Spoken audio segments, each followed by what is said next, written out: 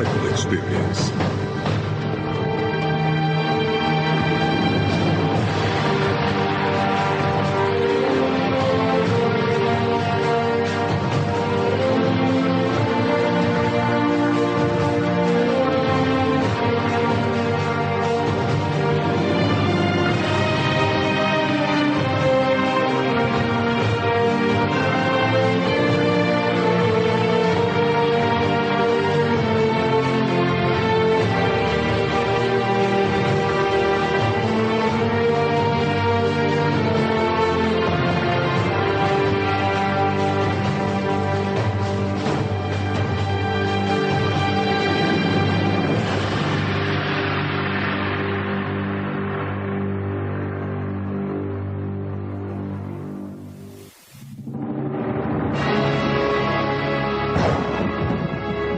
Book of Genesis.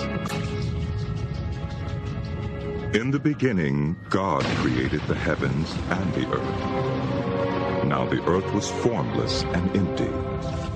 Darkness was over the surface of the deep, and the Spirit of God was hovering over the waters.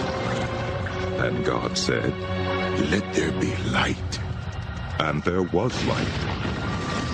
God saw that the light was good, and he separated the light from the darkness.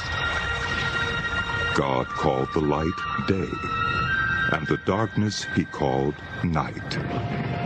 And there was evening, and there was morning, the first day. And God said, "Let there be a vault between the waters, to separate water from water." So God made the vault and separated the water under the vault from the water above it. And it was so. God called the vault sky.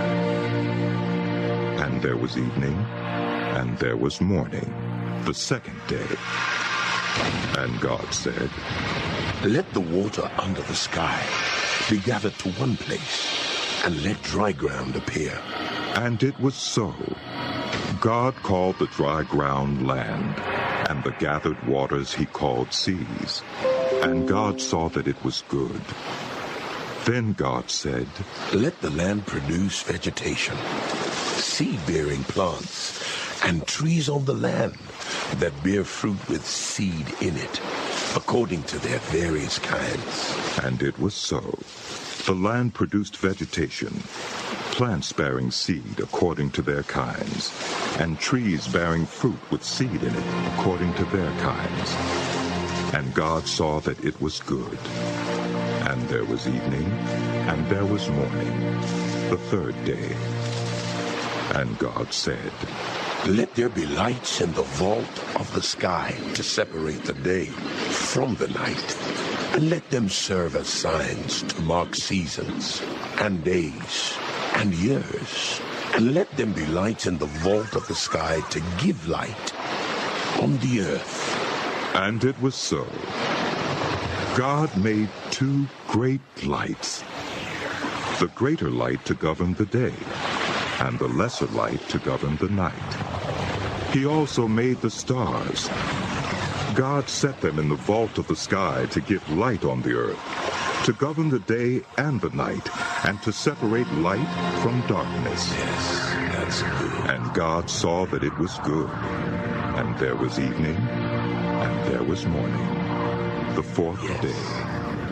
Good. And God said, "Let the water teem with living creatures, and let birds fly above the earth, across the vault of the sky."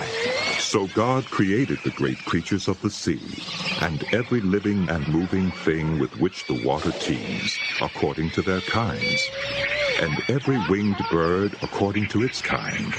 And God saw that it was good. God blessed them and said, "Be fruitful, and increase in number, and fill the water in the seas, and let the birds increase on the earth." And there was evening, and there was morning, the fifth day. And God said, "Let the land produce living creatures, according to their kinds, livestock, creatures that move along the ground, and wild animals, each according to its kind." And it was so. God made the wild animals according to their kinds, the livestock according to their kinds, and all the creatures that move along the ground according to their kinds. And God saw that it was good. Then God said, "Let us make human beings in our image, in our likeness, so that they may rule over the fish in the sea and the birds in the sky, over the livestock and all the wild animals, and over all the creatures that move along the ground."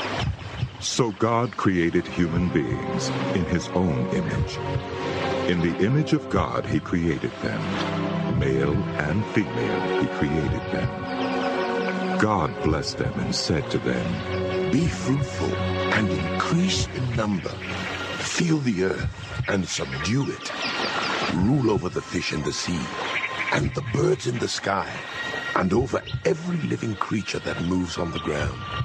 Then God said, "I give you every seed-bearing plant on the face of the whole earth, and every tree that has fruit with seed in it. They will be yours for food.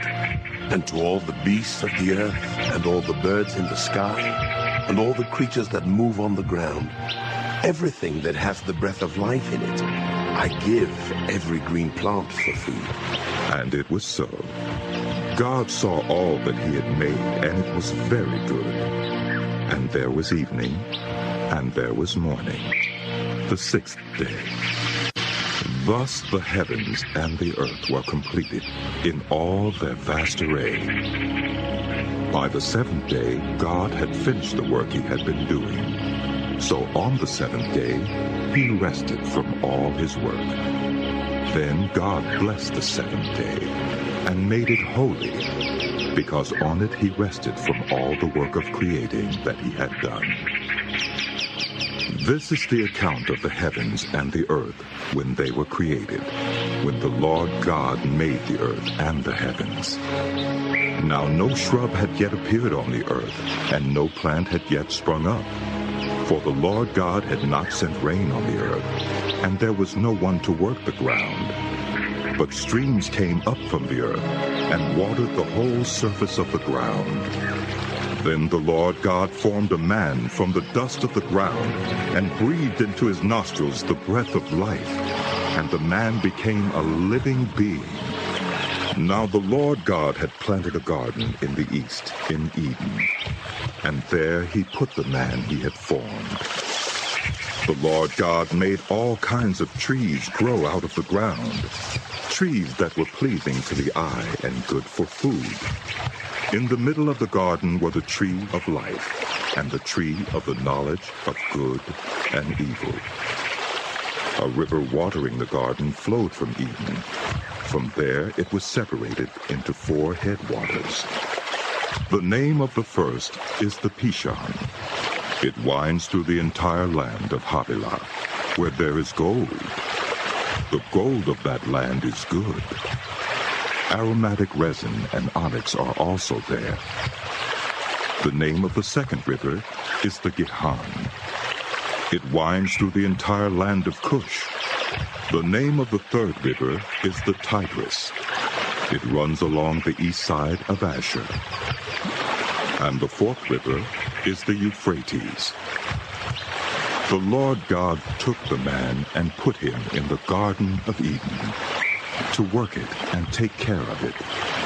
And the Lord God commanded the man, "You are free to eat from any tree in the garden, but you must not eat from the tree of the knowledge of good and evil, for when you eat of it, you will certainly die."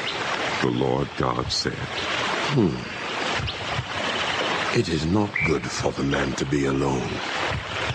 I will make a helper suitable for him." Now the Lord God had formed out of the ground all the wild animals and all the birds in the sky. He brought them to the man to see what he would name them. And whatever the man called each living creature, that was its name. So the man gave names to all the livestock, the birds in the sky, and all the wild animals. But for Adam no suitable helper was found. So the Lord God caused the man to fall into a deep sleep. And while he was sleeping, he took one of the man's ribs, and then closed up the place with flesh. Then the Lord God made a woman from the rib he had taken out of the man, and he brought her to the man. The man said, This is now bone of my bones and flesh of my flesh. She shall be called woman, for she was taken out of man. For this reason, a man will leave his father and mother and be united to his wife, and they will become one flesh. One flesh. The man and his wife were both naked, and they felt no shame. Now the serpent was more crafty than any of the wild animals the Lord God had made. He said to the woman, Did God really say you must not eat from any tree in the garden? The woman said to the serpent, We may eat fruit from the trees in the garden, but God did say, You must not eat fruit from the tree that is in the middle of the garden, and you must not touch it, or you will die. You will not certainly die, for God knows that when you eat of it, your eyes will be opened, and you will be like God, knowing good and evil. When the woman saw that the fruit of the tree was good for food and pleasing to the eye, and also desirable for gaining wisdom, she took some and ate it. She also gave some to her husband, who was with her, and he ate it. Then the eyes of both of them were opened, and they realized they were naked. So they sewed fig leaves together and made coverings for themselves. Then the man and his wife heard the sound of the Lord God as he was walking in the garden in the cool of the day. And they hid from the Lord God among the trees of the garden. But the Lord God called to the man, Where are you? He answered, I heard you were in the garden, and I was afraid because I was naked, so I hid. And he said, Who told you that you were naked?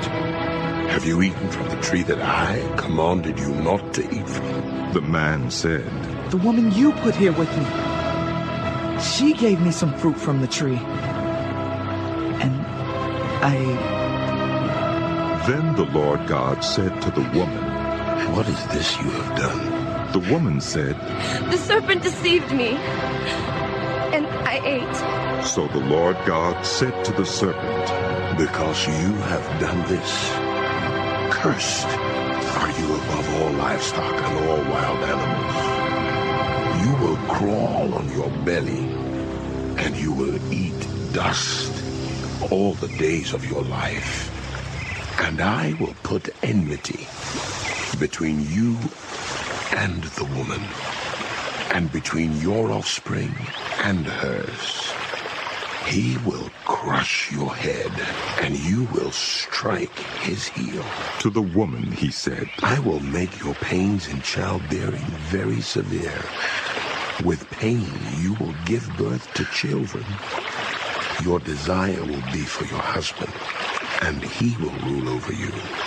To Adam he said, Because you listened to your wife and ate from the tree about which I commanded you, you must not eat of it. Cursed is the ground because of you. Through painful toil, you will eat of it all the days of your life. It will produce thorns and thistles for you, and you will eat the plants of the field.